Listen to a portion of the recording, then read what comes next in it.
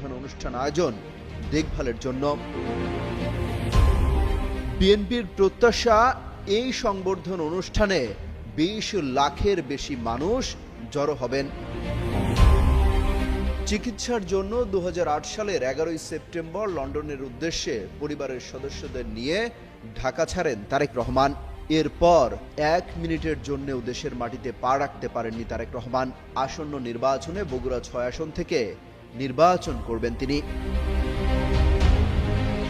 Amit Hasan Robin, Jugantor news. 25 তারিখে ইনশাআল্লাহ আপনাদের দয়া আল্লাহর রহমতে আমি দেশে ফিরে যাব।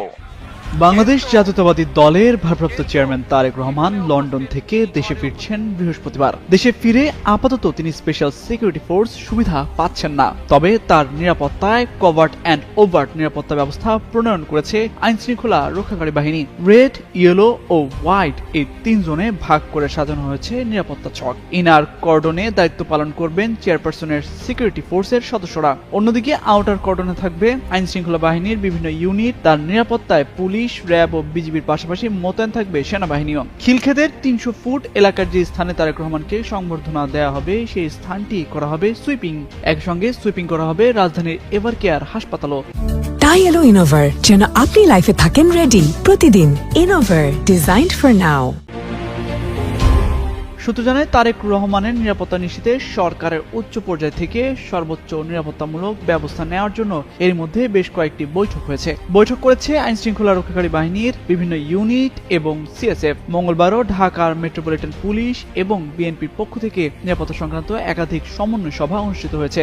রেড জোনে যারা প্রবেশের সুযোগ পাবেন তাদের বিশেষ সিকিউরিটি কার্ড দেওয়া হচ্ছে। ওই কার্ড ছাড়া কেউ সেখানে প্রবেশ করতে পারবেন না। ইয়েলো জোনের জন্য থাকছে আলাদা কার্ড। যারা এই কার্ড পাবেন তারাই কেবল ইয়েলো জোনে যেতে পারবেন। রেড ও ইয়েলো জোনের বাইরে যে এলাকা থাকবে সেটি বিবেচিত হবে হোয়াইট জোন হিসেবে। ওই জোনে প্রবেশ করতে পারবেন সাধারণ মানুষ। তারেক রহমানের আগমনের দিন পুলিশ সহ অন্যান্য সংস্থার প্রায় 2000 সদস্য মোতায়েন থাকতে পারে।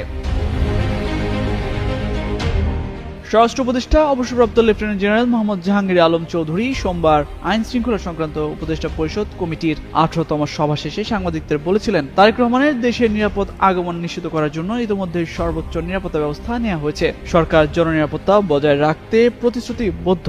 আইন প্রয়োগকারী সংস্থাগুলোকে সম্পূর্ণ সতর্ক ও সমন্বিত থাকার নির্দেশ দেওয়া হয়েছে, যাতে অনুষ্ঠানটি শান্তিপূর্ণভাবে অনুষ্ঠিত হয়। ডিএমপির অতিরিক্ত কমিশনার এস.এন. নজরুল ইসলাম বলেন, পোশাকধারী পুলিশের পাশাপাশি সাদা পোশাকে পর্যাপ্ত পুলিশ সদস্য দায়িত্ব পালন করবেন। তবে এসএসএফ সুবিধা দেওয়া হচ্ছে না তারেক রহমানকে। এছাড়া নিরাপত্তা পরিকল্পনায়